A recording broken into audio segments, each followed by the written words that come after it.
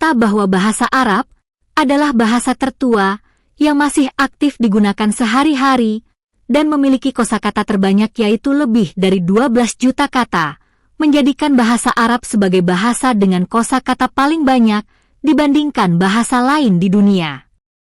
Bahkan oleh sebagian orang diklaim bahwa bahasa Arab adalah bahasa yang masih memiliki kosakata bahasa Adam. Benarkah klaim ini?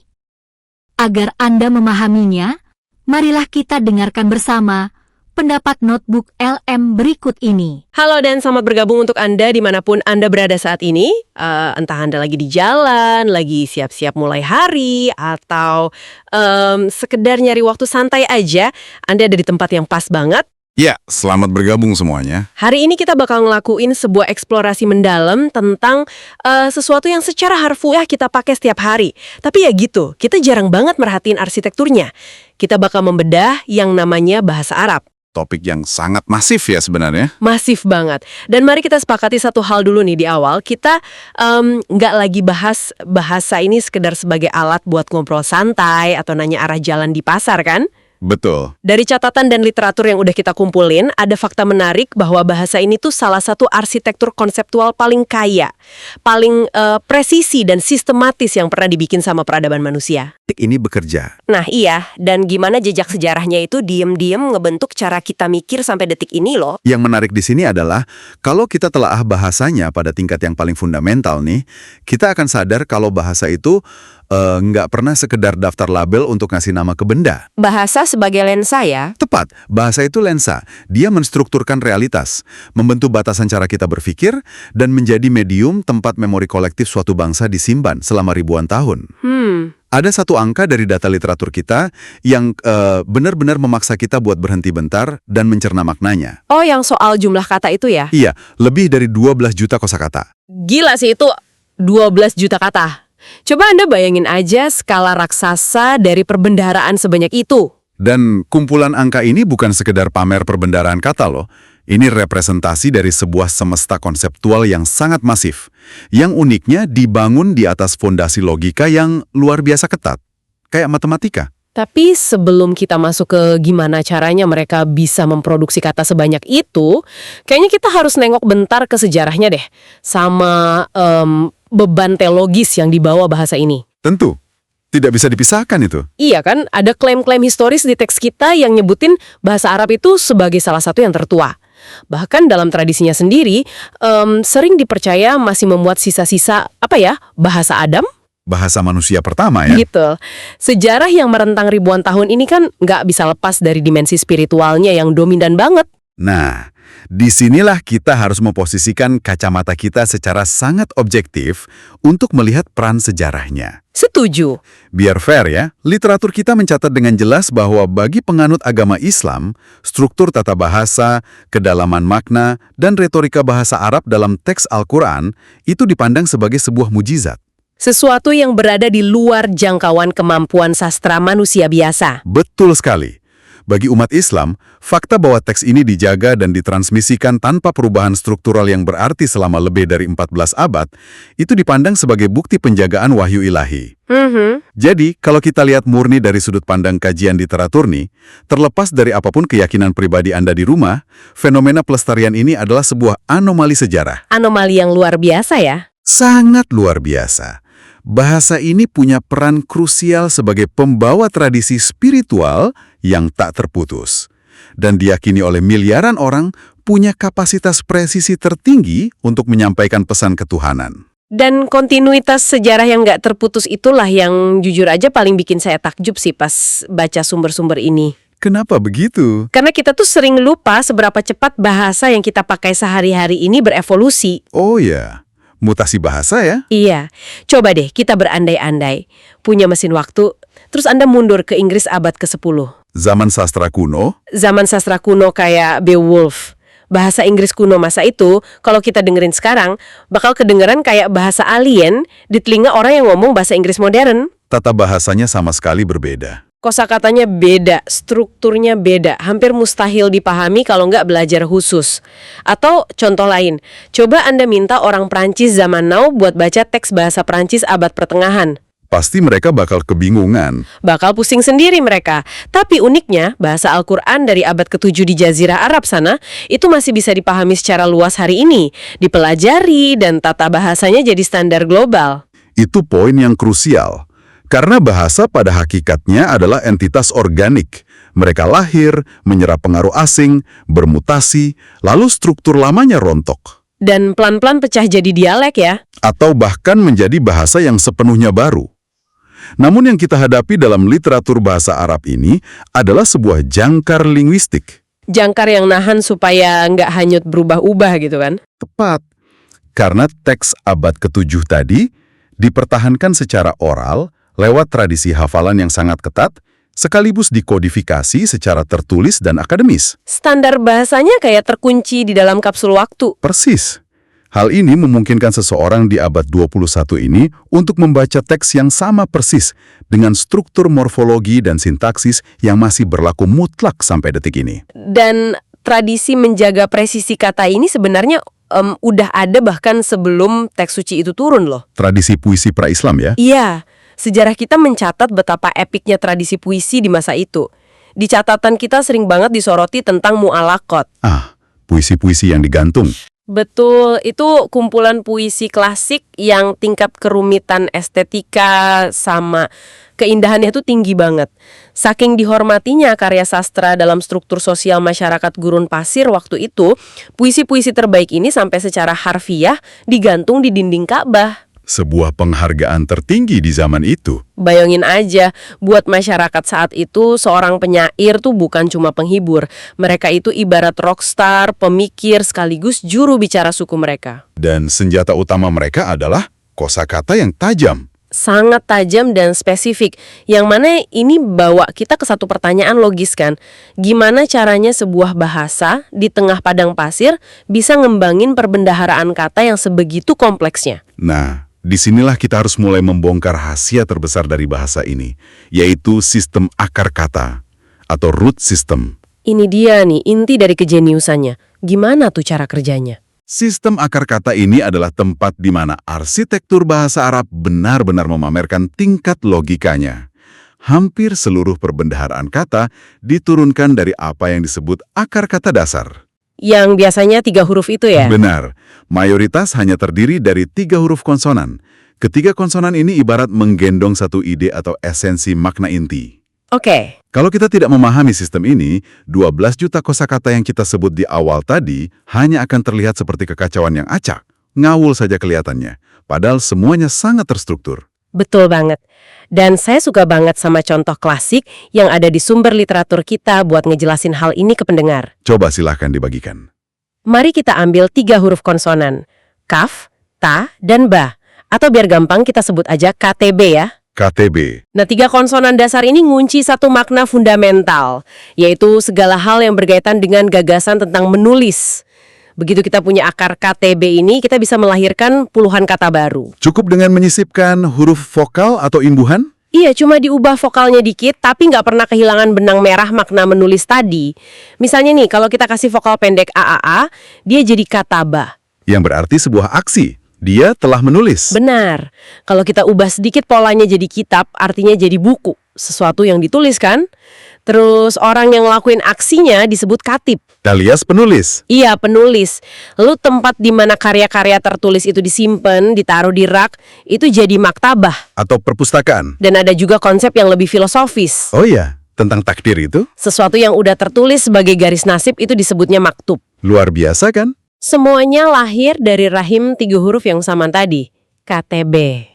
Anda baru saja mendemonstrasikan algoritma alami dari bahasa ini. Dan disinilah konsep selanjutnya yang sangat penting masuk. Namanya wazan, atau pola cetakan kata. Wazan. Ini yang di catatan kita sering bikin orang bingung di awal belajar ya? Ya, padahal konsepnya sangat elegan kalau dipahami. Para ahli tata bahasa Arab masa lalu itu kan butuh cara untuk memetakan rumus perubahan kata ini. Biar gampang diajarin dan dicatat. Tepat. Jadi mereka menciptakan sebuah akar kata palsu, semacam dummy root sebagai placeholder. Sama persis seperti kalau Anda menggunakan variabel X, Y, dan Z dalam rumus matematika. Oh, yang pakai huruf VAL itu ya? Benar. Mereka menggunakan huruf fa, ain, dan lam yang bermakna dasar melakukan sesuatu. Nah, dari damirut inilah mereka membuat cetakan-cetakan. Tuh loyang kuenya. Tepat sekali penganalogiannya. Fa'ala adalah cetakannya. Kalau Anda punya adonan katabe tadi, lalu Anda masukkan ke dalam cetakan fa'ala, bunyinya menjadi katabah. Pas banget cetakannya. Sekarang, ada cetakan lain yang berfungsi untuk menambahkan nuansa interaksi dua arah.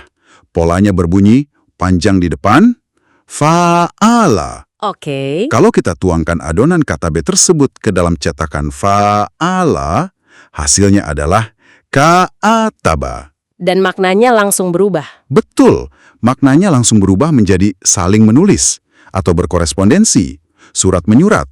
Lalu ada cetakan lain lagi yang berbunyi istaf'ala.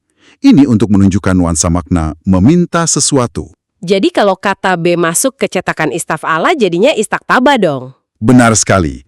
Yang maknanya berarti meminta seseorang untuk menuliskan sesuatu. Apapun yang suka sama logika dan keteraturan, Anda punya sekumpulan variabel dasar berupa akar 3 huruf. Terus Anda punya deretan mesin pencetak konseptual yang namanya wazan ini. Begitu Anda tahu rumusnya, keluaran katanya selalu bisa diprediksi. Konsisten dan sangat logis. Ibarat kita punya pabrik konseptual di dalam kepala ya. Sistem ini yang bikin sebuah kata tuh bisa didefinisiin dengan tingkat presisi yang tinggi banget. Dan bicara soal presisi, ada satu lagi fenomena yang harus kita bahas dari literatur kita, yaitu lautan sinonim. Nah ini, kita semua tahu bahasa ini kaya banget, tapi tingkat hiperspesifisitas untuk sebuah kata sinonim di sini itu beda level. Benar, contoh yang paling ikonik dari sumber bacaan kita adalah kata untuk singa. Iya, di bahasa Indonesia kita mungkin cuma bakal bilang singa. Atau kalau mau agak puitis dikit nyebutnya raja hutan. Udah mentok di situ. Ada puluhan istilah yang sepenuhnya berbeda hanya untuk mendeskripsikan seekor singa. Dan ini bukan cuma sekedar buat gaya-gayaan, puitis kan? Sama sekali bukan. Kekayaan sinonim ini cerminan dari cara mereka mengobservasi lingkungan dengan tingkat kedalaman yang ekstrim.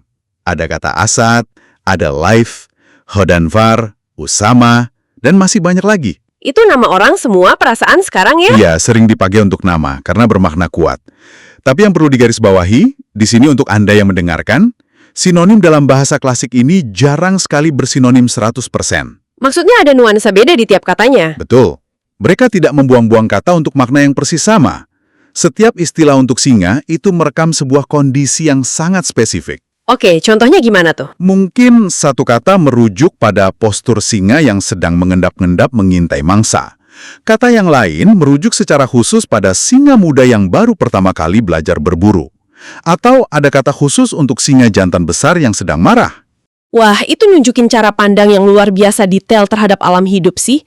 Mereka nggak cuma asal nge-labelin singa secara umum, tapi membedah perilakunya, umurnya, sampai temperamen si hewan ke dalam kata-kata yang beda. Ini memberi para penyair atau penuturnya semacam palet warna dengan resolusi yang sangat tinggi. Keren analoginya, palet warna. Mereka tidak sekedar melukis dengan warna merah. Mereka punya ratusan gradasi warna merah. Merah darah, marun, hingga merah muda. Untuk menyampaikan gambaran visual yang seakurat mungkin ke dalam benak pendengarnya. Tapi pertanyaannya sekarang, dengan segala kekayaan klasik yang sekompleks ini, gimana realitas penuturnya di zaman modern sekarang? Kan pasti ada tantangannya ya? Pasti. Dan literatur kita membawa masuk fenomena menarik yang disebut diglosia. Diglosia. Ini yang ngegambarin betapa menantangnya hidup di dua mode bahasa itu ya? Tepat. Diglosia ini adalah realitas kognitif sehari-hari bagi dunia Arab modern. Secara linguistik, diglosia terjadi ketika ada dua varian dari satu bahasa yang hidup berdampingan di masyarakat yang sama. Tapi Fungsinya beda. digunakan untuk fungsi sosial yang sama sekali terpisah. Di satu sisi, ada yang namanya fusha atau bahasa Arab standar. Ini yang turunan langsung dari bahasa klasiknya itu ya? Benar, ini bahasa yang sangat formal. Bahasa yang digunakan oleh pembaca berita di televisi, bahasa dokumen resmi negara, literatur tertulis, dan tentu saja teks keagamaan. Terus di sisi satunya lagi? Di sisi lain, ada amiyah, yaitu dialek lokal sehari-hari yang sangat bervariasi dari satu negara ke negara lain. Ini adalah bahasa jalanan, bahasa pasar, dan bahasa percakapan santai di rumah. Buat pendengar kita nih, coba bayangin kalau fenomena ini terjadi di keseharian Anda. Analogi yang bagus ya. Coba bayangkan, Bayangin Anda lagi duduk di rapat kantor yang serius atau lagi baca koran pagi, dan bahasa yang dipakai itu bahasa sastra keraton kuno yang tata bahasanya tingkat tinggi. sangat baku dan puitis. Iya, tapi begitu rapatnya kelar, Anda turun ke lobi kantor buat beli kopi di kantin. Anda tiba-tiba harus langsung switch atau ganti ke bahasa gaul Jakarta atau dialek lokal setempat pas ngomong sama penjual kopinya. Dan otak para penutur modern melakukan senam transisi kognitif ini secara konstan setiap hari. Setiap hari. Nggak kebayang sih capeknya otak berpindah-pindah mode gitu? Kemampuan untuk mengkotak-kotakan mode bahasa ini sangat jarang ditemui dengan intensitas sekuat itu pada bahasa-bahasa lain di dunia. Betul. Dan kalau kita bicara soal keluasan atau fleksibilitas, ini nggak cuma ada di cara mereka ngomong loh, tapi juga tercermin secara memaukau dalam aspek visual bahasanya. Di sistem tulisannya ya? Iya, tulisan Arab itu kan nggak statis kayak huruf Latin kita. Benar sekali. Karakter huruf Arab itu sangat dinamis dan berubah wujud bergantung pada posisinya dalam sebuah kata. Maksudnya huruf di depan sama di belakang beda bentuk. Betul, sebuah huruf akan menampilkan bentuk mandiri saat dia berdiri sendiri. Tapi dia berubah wujud ketika diletakkan di awal kata, Menyesuaikan posisinya? lalu meregang secara berbeda ketika berada di tengah kata, karena ia harus menyambungkan diri dengan huruf sebelum dan sesudahnya.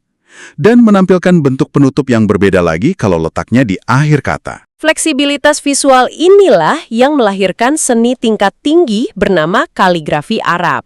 Mengingat dari sejarahnya ada pembatasan buat seni representasional figuratif, kayak melukis makhluk hidup di tradisi Islam awam. Maka dorongan artistik peradaban ini disalurkan penuh lewat yang lain. Ya, lewat geometri kata-kata. Tulisan jadi bukan sekedar medium penyimpan informasi doang, tapi mekar jadi bentuk seni rupa. Huruf-hurufnya bisa ditarik panjang, ditumpuk-tumpuk, atau dianyam sedemikian rupa ya. Sampai nyiptain keseimbangan visual yang kita lihat sering ngehiasin dinding istana, kubah masjid, sampai lembar-lembar naskah bersejarah. Keindahan yang sangat fungsional. Nah, mari kita hubungin estetika linguistik ini sama sesuatu yang dampaknya masih kerasa banget buat hidup Anda sekarang. Oh, kaitannya dengan zaman keemasan sains? Tepat. Keteraturan matematis dari sistem akar kata, cetakan wazan, dan presisi definisinya tadi itu ternyata ngejadiin bahasa ini medium yang sangat sempurna buat mendokumentasikan ilmu pengetahuan. Sangat tepat. Karena transisi dari sekedar estetika kaligrafi ke disiplin sains ini bukan sebuah lompatan yang acak. Ada alasannya ya? Arsitektur bahasa yang terstruktur layaknya sistem rumus adalah alasan mendasar mengapa bahasa Arab menjadi instrumen yang sangat vital pada era zaman keemasan tersebut. Waktu ilmuwan-ilmuwan menerjemahkan buku-buku kuno itu ya? Betul. Ketika para ilmuwan Arab pada abad pertengahan mulai menerjemahkan karya-karya filsafat dan sains dari tradisi Yunani kuno, Persia, dan India, mereka tidak sekedar menyalin tanpa berpikir. Terus mereka ngapain? Mereka menggunakan kemampuan cetakan morfologi bahasa Arab tadi, si wazan, untuk menciptakan kosakata ilmiah yang benar-benar baru, namun tetap terikat pada logika akar kata dasarnya. Wah, cerdas banget. Ini yang menjadikan bahasa Arab pada masa itu sebagai lingua franca, bahasa pemersatu intelektual global selama berabad-abad. Persis kayak posisi bahasa Inggris di dunia akademik cuman sekarang ya. Sama persis statusnya saat itu. Kalau kita lihat tokoh-tokoh raksasa yang mengubah peradaban, nama-nama yang ada di literatur kita, kayak Ibnu Sina di bidang kedokteran. Buku teks medisnya itu dipakai di seluruh universitas Eropa selama ratusan tahun loh. Lalu ada Al-Khwarizmi juga di catatan kita. Iya, yang ngerumusin dasar-dasar matematika komputasi. Sampai tokoh kayak Ibnu Al-Haytham yang meletakkan fondasi eksperimental buat ilmu optik modern tentang cara kerja cahaya dan mata. Dan mereka semua merumuskan dan mendokumentasikan terobosan pemikiran mereka dalam bahasa Arab. Karena sistem bahasanya memfasilitasi kebutuhan mereka akan keakuratan konseptual itu. Benar. Kemampuan bahasa ini untuk memfasilitasi presisi analitis tingkat tinggi tentu tidak akan terjadi tanpa fondasi linguistik yang sudah dibedah jauh sebelumnya. Ada ahlinya yang merumuskan ini sejak awal kan? Ilmu tata bahasa Arab itu sudah sangat maju bahkan sejak abad ke-8.